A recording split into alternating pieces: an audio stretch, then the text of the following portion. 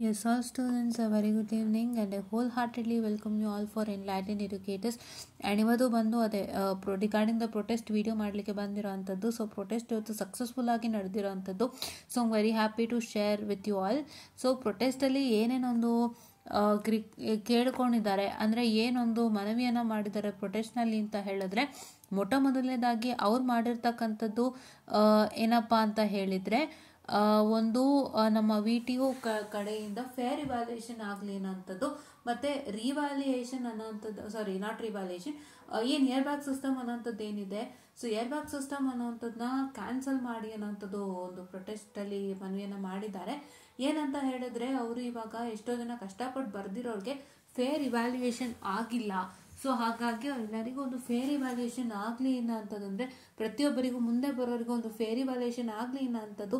Plus along with ಅವ್ರು ಏನು ಮಾಡಿದ್ದಾರೆಪ್ಪ ಅಂತ ಹೇಳಿದರೆ, ಅವರು ಒಂದು ಇಯರ್ ಬ್ಯಾಗ್ ಸಿಸ್ಟಮನ್ನು ಕ್ಯಾನ್ಸಲೇಷನ್ ಮಾಡಲಿಕ್ಕೆ ಒಂದು ರಿಕ್ವೆಸ್ಟನ್ನು ಮಾಡಿರೋ ಅಂಥದ್ದು. ಆ್ಯಂಡ್ ಇನ್ನೊಂದೇನು ಅಂತಂದರೆ, ಗೌರ್ಮೆಂಟ್ ಕಾಲೇಜಸ್ನಲ್ಲಿ ಇನ್ಫ್ರಾಸ್ಟ್ರಕ್ಚರ್ ಇಲ್ಲ, ಫೆಸಿಲಿಟೀಸ್ ಇಲ್ಲ, ಟೀಚರ್ಸ್ ಅಷ್ಟು ನೀಟಾಗಿಲ್ಲ. ಹಾಗಾಗಿ ಅದರದ್ದು ಒಂದು ಸರಿ ಮಾಡಲಿಕ್ಕೆ ಒಂದು ಮನವಿಯನ್ನು ಮಾಡಿರೋ ಅಂಥದ್ದು. ಇಷ್ಟು ವಿಷಯವಾಗಿ ಮನವಿಯನ್ನು ಮಾಡಿರೋ ಅಂಥದ್ದು. ಸೊ ನಾನೇನು ರಿಕ್ವೆಸ್ಟ್ ಮಾಡ್ಕೊಳ್ತೀನಿ ಅಪ್ಪ ಅಂತ ಹೇಳಿದ್ರೆ, ಈ ವಿಷಯದ ಬಗ್ಗೆ ಇನ್ನೂ ಹೆಚ್ಚಿನ ಡೀಟೇಲ್ಸ್ ಬೇಕು ಅಂತಂದರೆ, ನಾನಿಲ್ಲಿ ಫೋಟೋ ಶೇರ್ ಮಾಡಲಿಕ್ಕಾಗಲ್ಲ. ಸೊ ಇಲ್ಲಿ ಫೋಟೋ ತೋರಿಸಿ ನಿಮ್ಗೆ ಹೇಳಲಿಕ್ಕಾಗಲ್ಲ. ಸೊ ಇಷ್ಟು ವಿಷಯಗಳನ್ನ ಡಿಸ್ಕಸ್ ಮಾಡಿರೋ ಅಂಥದ್ದು. ಆ್ಯಂಡ್ ಈ ಒಂದು ವಿಷಯಕ್ಕೆ ಸಂಬಂಧಪಟ್ಟಂತೆ ಹೆಚ್ಚಿನ ಮಾಹಿತಿಗಳು ಬೇಕು ನಿಮಗೆ, ಲೆಟರೇ ಬೇಕು ಡೈರೆಕ್ಟ್. ಅಂದರೆ ನಮ್ಮ ಟೆಲಿಗ್ರಾಮ್ ಚಾನಲಲ್ಲಿ ಲೆಟರ್ ಇದೆ. ದಯವಿಟ್ಟು ಹೋಗ್ಬಿಟ್ಟು ನಮ್ಮ ಟೆಲಿಗ್ರಾಮ್ ಚಾನಲ್ ಎನ್ಲೈಟೆಂಡ್ ಎಡ್ಯುಕೇಟರ್ಸ್, ಯಾರು ಮತ್ತೆ ಹೇಳ್ತಾ ಇದ್ದೀನಿ, ಟೆಲಿಗ್ರಾಮ್ ಚಾನಲ್ ನೇಮೇ ಕೇಳಬೇಡಿ. ನನ್ನ ಯೂಟ್ಯೂಬ್ ನೇಮೇ ಟೆಲಿಗ್ರಾಮ್ ಚಾನಲ್ ನೇಮ್, ನಾನೇನು ಹೊಸದಾಗಿ ಇಟ್ಟಿಲ್ಲ. ಯಾಕೆಂದರೆ ಎಲ್ಲರಿಗೂ ಮತ್ತೆ ಪ್ರಾಬ್ಲಮ್ ಆಗುತ್ತೆ ಅಂತ ತುಂಬ ಈಸಿಯಾಗಿ ನನ್ನ ಯೂಟ್ಯೂಬ್ ಚಾನಲ್ ನೇಮನ್ನೇ ಟೆಲಿಗ್ರಾಮ್ಗೂ ಇಟ್ಟಿರೋ ಅಂಥದ್ದು. ಸೊ ಡೈರೆಕ್ಟಾಗಿ ನನ್ನ ಯೂಟ್ಯೂಬ್ ಚಾನಲ್ ನೇಮೇ ಹೊಡಿರಿ, ಟೆಲಿಗ್ರಾಮಲ್ಲಿ ಸಿಕ್ಬಿಡುತ್ತೆ ನಿಮಗೆ. ಸೊ ಸಬ್ಸ್ಕ್ರೈಬ್ ಆಗಿಬಿಡಿ, ಬೇಗ ಜಾಯ್ನ್ ಆಗಿ. ಅಲ್ಲಿ ಫೋಟೋ ಹಾಕಿದ್ದೀನಿ. ಸೊ ದಯವಿಟ್ಟು ಲೆಟ್ರನ್ನ ನೀಟಾಗಿ ಓದಿ, ಅದರಲ್ಲಿ ಅದೇ ಕೊಟ್ಟಿರೋಂಥದ್ದು. ಈ 4 ಪಾಯಿಂಟ್ ಅಂದರೆ, ಒಂದು ಇಯರ್ ಬ್ಯಾಗ್ನ ಕ್ಯಾನ್ಸಲೇಷನ್ ಮಾಡೋ ಅಂಥದ್ದು, ಇನ್ನೊಂದು ಏನಪ್ಪ ಅಂತ ಹೇಳಿದರೆ ಫೇರ್ ಇವ್ಯಾಲ್ಯೂಯೇಷನ್ ಆಗಿರೋ ಅಂಥದ್ದು, ಮತ್ತು ಆಗೋಂಥದ್ದು ಫೇರ್ ಇವ್ಯಾಲ್ಯೂಯೇಷನ್ ಆಗಲಿನ ಅಂಥದ್ದು, ಮತ್ತು ಇನ್ನೊಂದೇನಪ್ಪ ಅಂತ ಹೇಳಿದರೆ, ನಮ್ಮ ಒಂದು ಗೌರ್ಮೆಂಟ್ ಕಾಲೇಜ್ಗಳಲ್ಲಿ ಏನು lack of infrastructural facilities and lack of teachers ಏನಿದ್ದಾರೆ ಆ ಸಮಸ್ಯೆ ಬಗ್ಗೆನೂ ಡಿಸ್ಕಸ್ ಮಾಡಿರೋ ಅಂಥದ್ದು. ಸೊ ಈ ರೀತಿಯಾಗಿ ಹಲವಾರು ಡಿಸ್ಕಷನನ್ನು ಮಾಡಿರೋ ಅಂಥದ್ದು. ಸೊ ಹಂಗಾಗಿ VTO ಬಗ್ಗೆ ಒಂದಿಷ್ಟು ಕಂಪ್ಲೇಂಟ್ಸ್ ಕೂಡ ಹೋಗಿದೆ, ಅದೇ ಇವ್ಯಾಲ್ಯೂಯೇಷನ್ ನೀಟಾಗಿ ಆಗ್ತಿಲ್ಲ ಅನ್ನೋದಕ್ಕೆ ಸಂಬಂಧಪಟ್ಟಂತೆ. ಆ್ಯಂಡ್ ರಿವ್ಯಾಲ್ಯೂಯೇಷನಲ್ಲೂ ಕೂಡ ಹಾಕಿದ್ರು ಕೆಲವರಿಗೆ ಮತ್ತೆ ರಿವ್ಯಾಲ್ಯೂಯೇಷನ್ ಮಾರ್ಕ್ಸನ್ನೇ ರಿಟೈನ್ ಮಾಡ್ತಾರೆ. ಅಂದರೆ ಈಗ ರಿವ್ಯಾಲ್ಯೂಯೇಷನ್ಗೆ ಯಾರು ಹಾಕಿರ್ತಾರೆ ಅವರಿಗೆ ಫಸ್ಟ್ ಇವ್ಯಾಲ್ಯೂಯೇಷನ್ ಮಾರ್ಕ್ಸ್ನ ರಿಟೈನ್ ಮಾಡಿರ್ತಾರೆ. ಎಷ್ಟೋ ಜನರಿಂದ ಕಂಪ್ಲೇಂಟ್ಸ್ ಬರ್ತಿದೆ, ದಾಟ್ ತುಂಬ ಕಷ್ಟಪಟ್ಟು ಬರೆದ್ರು ಮಾರ್ಕ್ಸ್ ಕೊಡ್ತಿಲ್ಲ ಅನ್ನೋಂಥದ್ದನ್ನು ಅವರು ಲೇಖನ ಮಾಡಿರೋ ಅಂಥದ್ದು ಲೆಟ್ರಲ್ಲಿ. ಸೊ ಹಾಗಾಗಿ ದಯವಿಟ್ಟು ಆ ಲೆಟ್ರ್ ಬೇಕು ಅಂದರೆ ಚೆಕ್ ಮಾಡ್ಕೊಳ್ಳಿ. ಇಲ್ಲಿ ನಾನು ಲೆಟ್ರ್ ಹಾಕ್ಲಿಕ್ಕಾಗಲ್ಲ due to some personal reasons. So ಹಾಗಾಗಿ ನಾನು ಇಲ್ಲಿ ಪ್ರೊಟೆಸ್ಟ್ನ ಪರೋಕ್ಷವಾಗಿ ನಾನು ಒಳಗಡೆ ಇದ್ದುಕೊಂಡೇ ಸಪೋರ್ಟ್ ಮಾಡ್ತಾ ಇದ್ದೀನಿ. I mean to say I have not attended the protest today, but ನಾನು ಡೀಟೇಲ್ಸ್ ತಿಳ್ಕೊತಾ ಇದ್ದೀನಿ ಆ್ಯಂಡ್ ಅದಷ್ಟು ಸಪೋರ್ಟ್ ಮಾಡ್ತಾ ಇದ್ದೀನಿ. ಬಿಕಾಸ್ ಈ ಒಂದು ಪ್ರಾಬ್ಲಮ್ ಬಹುದೊಡ್ಡ ಪ್ರಾಬ್ಲಮ್. ನೀವು ಎಷ್ಟು ಶ್ರಮ ಹಾಕ್ತೀರಾ, ಎಷ್ಟು ಕಷ್ಟಪಟ್ಟು ಬರೀತೀರಾ, ಅದೆಲ್ಲದಕ್ಕಿಂತ ಹೆಚ್ಚಾಗಿ ನೀವು ಅವರು ಮಾರ್ಕ್ಸ್ ಕೊಡ್ಬೇಕು ನಿಮಗೆ. ಕರೆಕ್ಟ್ ಅಲ್ವಾ? ನೀವು ಶ್ರಮ ಹಾಕಿದ್ದೀರಾ, ಅದು ಪ್ರತಿಫಲ ಬೇಕು ತಾನೆ. For every action there is an equal reaction, right? Equal and opposite reaction, ಹೌದು, according to Newton's third law. But ಏನಂತ ಹೇಳಿದ್ರೆ, ಈಕ್ವಲ್ ಆಗಿ ಬರಬೇಕಲ್ವ? ನೀವು ಕಷ್ಟಪಟ್ಟಿರ್ತೀರಾ, ಇವಾಗ ನೀವು 80% ಕಷ್ಟಪಟ್ಟಿದ್ದೀರಾ ಅಂದರೆ ಅಷ್ಟೇ ವಾಪಸ್ ನಿಮಗೆ ಬರಬೇಕು.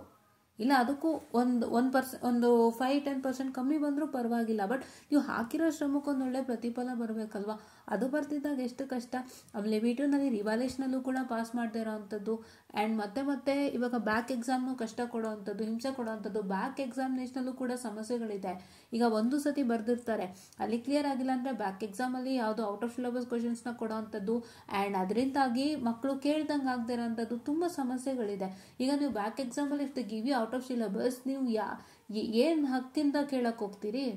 ಬಿಕಾಸ್ ನಿಮ್ದು ಅದು ಆಲ್ರೆಡಿ ಫೇಲ್ಡ್ ಸಬ್ಜೆಕ್ಟು. ಈಗ ಇರೋ ಸ್ಟೂಡೆಂಟ್ಸ್ ಅಂದರೆ ಕರೆಂಟ್ ಯಾರು ಓದ್ತಿರ್ತಾರೆ, ಇವಾಗ for example current 3rd semester network analysis, ಅವ್ರಿಗೆ ಯಾವುದಾದ್ರೂ ಔಟ್ ಆಫ್ ಸಿಲೆಬಸ್ ಕ್ವಶನ್ಸ್ ಕೊಟ್ಟಿದ್ರೆ ಆ ಮಕ್ಕಳು ಕರೆಂಟ್ಲಿ ಈಗ ಓದ್ತಾ ಇದ್ದಾರೆ, there in that particular semester they have the right to ask. But ನಿಮ್ಮದು ಬ್ಯಾಕ್ ಎಕ್ಸಾಮ್ ಆಗಿರೋದ್ರಿಂದ ನಿಮಗೆ ಔಟ್ ಆಫ್ ಸಿಲೆಬಸ್ ಕೊಟ್ಟರು do you have the right to ask? ಖಂಡಿತ ನಿಮ್ಮ ಹತ್ರ ರೈಟ್ಸ್ ಅಂತೂ ಇಲ್ಲವೇ ಇಲ್ಲ. ಸೊ ಹಾಗಾಗಿ ನಾನೇನು ಹೇಳೋಕೆ ಬಯಸ್ತೀನಿ ಅಂತಂದರೆ, ಇದರಲ್ಲೂ ಕೂಡ ಒಂದಿಷ್ಟು ಸಮಸ್ಯೆಗಳಿರೋವಂಥದ್ದು. ಎಷ್ಟೋ ಮಕ್ಕಳು ಅನುಭವಿಸ್ತಾ ಇದ್ದಾರೆ ಬ್ಯಾಕ್ ಎಕ್ಸಾಮಿಂದಾಗಿ. ಆ್ಯಂಡ್ ಎಷ್ಟೋ ಮಕ್ಕಳು ಗೌರ್ಮೆಂಟ್ ಕಾಲೇಜ್ಗಳಲ್ಲಿ ಟೀಚರ್ಸ್ ಇಲ್ಲ, ಏನು ಕ್ಲಾಸಸ್ ಮಾಡಲ್ಲ, ಪ್ಲೇಸ್ಮೆಂಟ್ ಅಸಿಸ್ಟೆಂಟ್ಸ್ ಇಲ್ಲ. ಆಮೇಲೆ ಅವ್ರು ಇನ್ನೊಂದೇನು ಮೆನ್ಷನ್ ಮಾಡಿರೋವಂಥದ್ದು ಅಂತ ಹೇಳಿದ್ರೆ, ಪ್ಲೇಸ್ಮೆಂಟ್ ಅಸಿಸ್ಟೆಂಟ್ಸ್ಗೆ ಅಂತ ದುಡ್ಡನ್ನು ತಗೊಳ್ತಾರೆ, ಬಟ್ ಅದರಲ್ಲಿ ಏನು ಮಾಡಿಸೋದೇ ಇಲ್ಲ.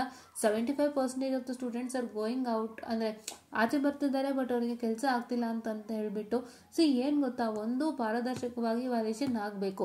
ಆಮೇಲೆ ಅವ್ರು ಇನ್ನೊಂದು ಮೆನ್ಷನ್ ಮಾಡಿದ್ದಾರೆ, ಎಷ್ಟೋ ಜನಕ್ಕೆ ಪೇಪರ್ ಸಿಗ್ತಾ ಇಲ್ಲ. ಅಂದರೆ ಈಗ ನೀವು ಏನಂತ ಹೇಳ್ತಾರೆ, ನನಗೆ ಫೋಟೋ ಕಾಪಿ ಬೇಕು ಅಂತ ಕೊಟ್ಟರೆ ಅದು ಸಿಗೋದಿಲ್ಲ ಅನ್ನೋಂಥ ಒಂದು ಮಾತನ್ನು ಕೂಡ ಅಲ್ಲಿ ಉಲ್ಲೇಖ ಮಾಡಿರೋ ಅಂಥದ್ದು. ಸೊ ಇಷ್ಟೆಲ್ಲ ಉಲ್ಲೇಖನವರು ಮಾಡಿದ್ದಾರೆ. ಸೊ ಏನಪ್ಪ ಅಂತ ಹೇಳಿದರೆ, ಇವಿಷ್ಟು ವಿಷಯಗಳನ್ನ ಅವರು ಉಲ್ಲೇಖ ಮಾಡಿದ್ದಾರೆ, ಇದಕ್ಕೆ ಒಂದು ಒಳ್ಳೆ ಸೊಲ್ಯೂಷನ್ ಕೊಡಿ ಅಂತ ಉಲ್ಲೇಖ ಮಾಡಿದ್ದಾರೆ. ಸೊ ನಾನು ಏನು ಹೇಳಕ್ಕೆ ಬಯಸ್ತೀನಿ ಅಂದರೆ, ನೀವು ರಿವ್ಯಾಲ್ಯೂಷನು ಕೇಳ್ಬೋದಾಗಿತ್ತು ಪ್ರೊಟೆಸ್ಟರ್ಸ್. ಯಾಕೆಂತ ಹೇಳಿದ್ರೆ, ನೀವು ಫೇರ್ ಇವ್ಯಾಲ್ಯೂಷನ್ ಕೇಳ್ತಿದ್ದೀರಿ. ಈಗ ಅವರು ಫೇರ್ ಇವ್ಯಾಲ್ಯೂಷನ್ಗೆ ಮಣಿತಾ ಇದ್ದಾರೆ. ಇವ್ಯಾಲ್ಯೂಷನಲ್ಲಿ ಯಾವುದೇ ರೀತಿ ಅಕ್ರಮಗಳು ನಡೀದಂತೆ ಇವ್ಯಾಲ್ಯೂಷನ್ ಫೇರ್ ಆಗಿ ಆಗುತ್ತೆ. ಯಾರು ಕಷ್ಟಪಟ್ಟು ಬರೆದಿದ್ದಾರೆ ಅವರಿಗೆ ಫಸ್ಟ್ ಅಟೆಂಪ್ಟಲ್ಲೇ ತಕ್ಕ ಪ್ರತಿಫಲ ಸಿಗುತ್ತೆ. ಅವ್ರಿಗೆ ನೆಕ್ಸ್ಟು ಮತ್ತೆ ಫೇಲ್ ಮಾಡಿ ರಿವ್ಯಾಲ್ಯೂಷನಲ್ಲಿ ದುಡ್ಡು ಕಿತ್ಕೊಂಡು ಅಲ್ಲಿ ಕ್ಲಿಯರ್ ಮಾಡಿಸೋವಂಥ ಪ್ರಮೇಯ ಬರೋದಿಲ್ಲ. ನೀವು ಫೇರ್ ಇವ್ಯಾಲ್ಯೂಷನನ್ನು ರಿಕ್ವೆಸ್ಟ್ ಮಾಡಿದಾಗ ಇಷ್ಟೆಲ್ಲ ನಡೆಯುತ್ತೆ ಅಂತಂದರೆ, ಈಗ ನೀವೊಂದು ರಿವ್ಯಾಲ್ಯೂಷನ್ ಚಾನ್ಸ್ ಕೇಳುವಾಗ ರಿವ್ಯಾಲ್ಯೂಷನಲ್ಲೂ ಕೂಡ ಫೇರ್ ಇವ್ಯಾಲ್ಯೂಷನ್ ಆಗುವಂಥದ್ದಾಗುತ್ತೆ.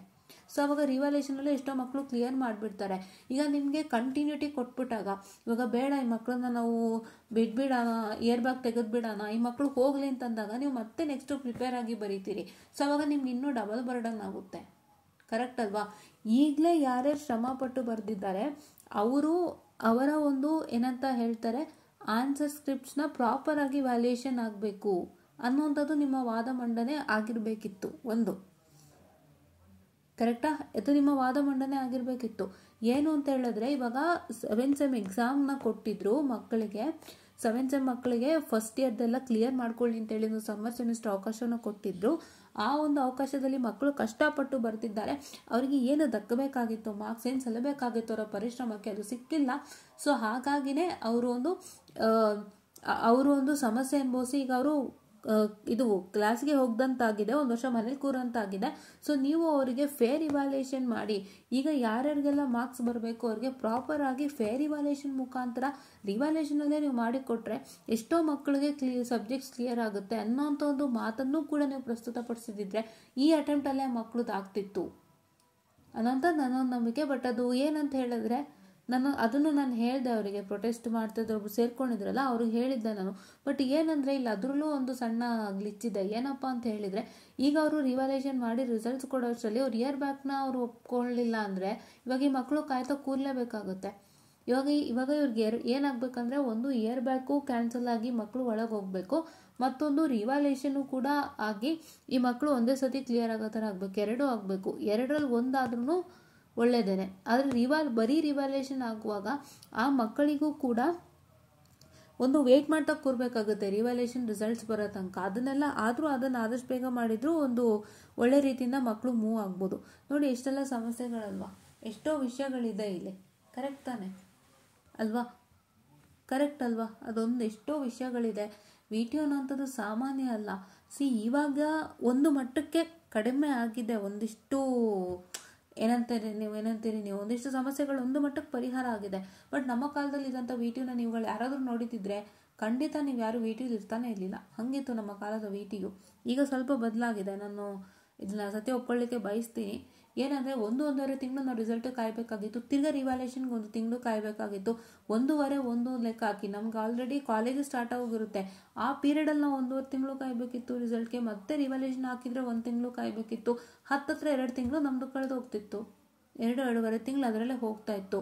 ಆ್ಯಂಡ್ ಎಷ್ಟೋ ಜನಕ್ಕೆ ಕರೆಕ್ಟಾಗಿ ಮಾರ್ಕ್ಸ್ ಕೊಡ್ತಿರ್ಲಿಲ್ಲ. ಶಕ್ತಿ ಇಟ್ಟು ಬರೋದ್ರೂ ತುಂಬ ಸಮಸ್ಯೆಗಳಿದ್ದಾಗ. ಈಗ ಸ್ವಲ್ಪ ಪರವಾಗಿಲ್ಲ. 10 ದಿನದೊಳಗೆ ರಿಸಲ್ಟ್ ಕೊಡೋವಂಥದ್ದು, ಬೇಗ ಟೈಮ್ ಟೇಬಲ್ ಕೊಡೋವಂಥದ್ದು, ಎಷ್ಟೋ ಮಕ್ಕಳಿಗೆ ಒಂದು ರೀತಿಯಾಗಿ ಒಳ್ಳೆಯದನ್ನೇ ಮಾಡಿರೋ ಅಂಥದ್ದು. ಸೊ ಹಾಗಾಗಿ ಇದೊಂದು ಇವ್ಯಾಲ್ಯೂಯೇಷನ್ ಒಂದು ಸಮಸ್ಯೆ ಇದೆ. ಈಗ ದೊಡ್ಡ ಸಮಸ್ಯೆ ಅಂದರೆ ಇವ್ಯಾಲ್ಯೂಯೇಷನ್ದೇನೆ. ಇನ್ನೊಂದು ದೊಡ್ಡ ಪ್ರಾಬ್ಲಮ್ ಏನು ಅಂತ ಹೇಳಿದ್ರೆ, whatever the circular VTOs giving, college has to maintain it properly. ಅವರು ಮೇಂಟೈನ್ ಮಾಡಿಲ್ಲ ಅಂದರೆ ಮಕ್ಕಳಿಗೆ ಅದು ಪ್ರಾಬ್ಲಮ್ ಆಗುವಂಥದ್ದು.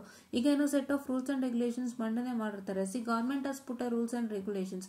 How well that rules and regulations is followed by the people, how will we take that rules and regulations, ಅದ್ರ ಪ್ರಕಾರ ಅರ್ಥ ನಮ್ಮ ಒಂದು ಇಡೀ ಸಮಾಜ ನೀಟಾಗಿ ಹೋಗುತ್ತೆ.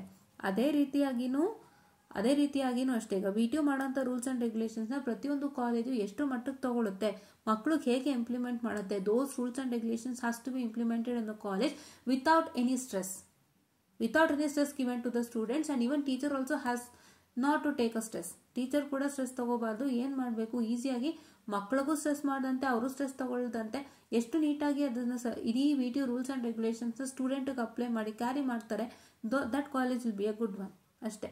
ಅದು ಒಂದು ಸಮಸ್ಯೆ ಕೂಡ, ಈಗ ಅದು ಅಷ್ಟು ಸರಿಗಾಗ್ತಿಲ್ಲ ನಿಮಗೆ. ನಿಮ್ಮ ಕಾಲೇಜ್ಗಳದ್ದು ಗೊತ್ತಿದೆ, ನಾನು I am not telling about any college, this is what is happening in general ಅನ್ನೋಂಥದ್ದು ಹೇಳ್ತಾ ಇದ್ದೀನಿ.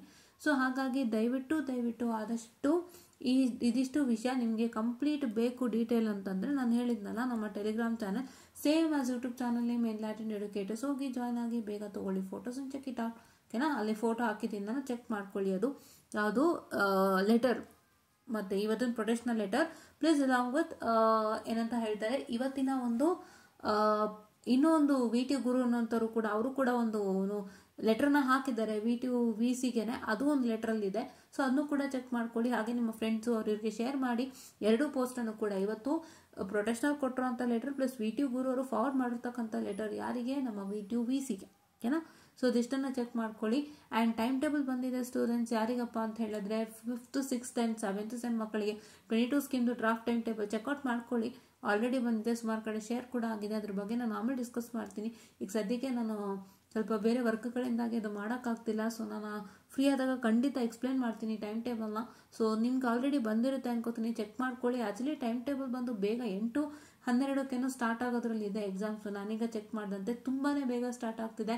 So not more than even ಎಷ್ಟು ನಿಮಗೆ 1.25 ತಿಂಗಳು ಕೂಡ ಇಲ್ಲ. ಸೊ ಆದಷ್ಟು ಬೇಗ ಓದಲಿಕ್ಕೆ ಸ್ಟಾರ್ಟ್ ಮಾಡಿ. ಇನ್ನೇ ನಿಮಗೆ ಸ್ಟ್ರೆಸ್ ಸ್ಟಾರ್ಟ್ ಆಗ್ಬಿಡುತ್ತೆ. ಯಾಕೆಂತಂದರೆ ಸುಮಾರು ಕಾಲೇಜ್ಗಳಲ್ಲಿ ಸೆಕೆಂಡ್ ಇಂಟರ್ನಲ್ಲೇ ಆಗಿಲ್ಲ. ಆ್ಯಕ್ಚುಲಿ ಈಗ ಸೆಕೆಂಡ್ ಇಂಟರ್ನಲ್ ಸ್ಟಾರ್ಟ್ ಮಾಡಿದರೆ ನಿಮಗೆ ನೆಕ್ಸ್ಟ್ ಥರ್ಡ್ ಇಂಟರ್ನಲ್ ಮಾಡಬೇಕು, ಲ್ಯಾಬ್ ಎಕ್ಸ್ಟರ್ನಲ್ಗಳು ಮಾಡಬೇಕು, ಸ್ಟ್ರೆಸ್ಗಳು ಜಾಸ್ತಿ ಆಗುತ್ತೆ. ಆದಷ್ಟು ಬೇಗ ಎಲ್ಲ ಸ್ಟ್ರೆಸ್ಸನ್ನು ನೀವು ಆದಷ್ಟು ಕಂಟ್ರೋಲಲ್ಲಿ ಇಟ್ಕೊಳ್ಳಿ. ತುಂಬ ಸ್ಟ್ರೆಸ್ ಬರುತ್ತೆ ಗೊತ್ತು, ಬಿಕಾಸ್ 8-12 ಎಕ್ಸಾಮ್ ಇಟ್ಟಿದ್ದಾರೆ. ಇವ್ರು 8-12 ಎಕ್ಸಾಮ್ ಇಟ್ಟಿದ್ದಾರೆ ಅಂದರೆ ಇವರು ನಿಮಗೆ ನವಂಬರ್ 20th ಒಳಗಡೆ ಎಲ್ಲ ಶಟ್ ಡೌನ್ ಮಾಡಬೇಕು. ನವಂಬರ್ 20th ಒಳಗೆ ಎಲ್ಲ ಕ್ಲೋಸ್ ಮಾಡಿಬಿಟ್ಟು ಇವ್ರು ಎಂತ ಮಾಡಬೇಕು ಅಂತ ಹೇಳಿದರೆ, ಇವರು ನಿಮಗೆ ಫೈನಲ್ ಲ್ಯಾಬ್ ಎಕ್ಸಾಮ್ ಹಾಕಬೇಕು. ನವಂಬರ್ 20th ಒಳಗಡೆ ಇಂಟರ್ನಲ್ ಸಹಿತ ಮುಗಿಸಿ ನವಂಬರ್ 20th ಇಂದ ಡಿಸೆಂಬರ್ 8th ಒಳಗಡೆ ಲ್ಯಾಬ್ ಎಕ್ಸಾಮ್ಸ್ ಎಲ್ಲ ಮಾಡಿ ಪ್ರತಿಯೊಂದು ಮಾಡಬೇಕಾಗುತ್ತೆ. ಇಲ್ಲ ಲ್ಯಾಬ್ ಎಕ್ಸಾಮು ನಿಮ್ಮ ಫೈನಲ್ ಎಕ್ಸಾಮ್ ಆದಮೇಲೆ ಅಂತಂದರೆ ವೆಲ್ ಆ್ಯಂಡ್ ಗುಡ್, ಪರವಾಗಿಲ್ಲ. ಲ್ಯಾಬ್ ಎಕ್ಸಾಮ್ ನಿಮ್ಮ ಫೈನಲ್ ಎಕ್ಸಾಮ್ಗೂ ಮುಂಚೆ ಅಂತಂದರೆ ತುಂಬಾ ಸ್ಟ್ರೆಸ್ ಆಗುತ್ತೆ. ಬಟ್ ಏನಿದೆ ನೋಡ್ಕೊಳ್ಳಿ, ಜಾಸ್ತಿ ಸ್ಟ್ರೆಸ್ ಕೊಟ್ಟರೆ ಏನು ಇದು ಮಾಡ್ಕೋಬೇಡಿ, ಕೂಲಾಗಿ ತೊಗೊಳ್ಳಿ. ಬಿಕಾಸ್ ವಿ ಟಿ ಯುನಲ್ಲಿ ಸಡನ್ ಆಗಿ ಈ ಥರ ಟೈಮ್ ಟೇಬಲ್ ಬಾಂಬ್ ಹಾಕಿದ್ದಾರೆ. ಸೊ ಹಾಗಾಗಿ ಯಾರು ಅಷ್ಟೊಂದು ಸ್ಟ್ರೆಸ್ ತೊಗೋಬೇಡಿ, ಆರಾಮಾಗಿ ನೀಟಾಗಿ ಈಸಿಯಾಗಿ ಕೆಲಸ ಮಾಡ್ಕೊಳ್ಳಿ. ನೀವು ಸ್ಟ್ರೆಸ್ ತೊಗೊಂಡಷ್ಟು ಟೆನ್ಷನ್ ಜಾಸ್ತಿ ಆಗುತ್ತೆ. ನಾನು ಈಸಿಯಾಗಿ ಹೇಗೆ ಮುಗಿಸ್ಕೋಬೇಕು ನೋಡಿ, ಎಷ್ಟೇ ಸ್ಟ್ರೆಸ್ ಕೊಟ್ಟರು ಅಡ್ಜಸ್ಟ್ ಮಾಡಿಕೊಂಡು ನಿಮ್ಮ ಸೆಮ್ನ ಕಂಪ್ಲೀಟಾಗಿ ಮುಗಿಸ್ಕೊಳ್ಳಿ ಅಂತ ನಾನು ಹೇಳ್ತಾ I just want to session all and thank you.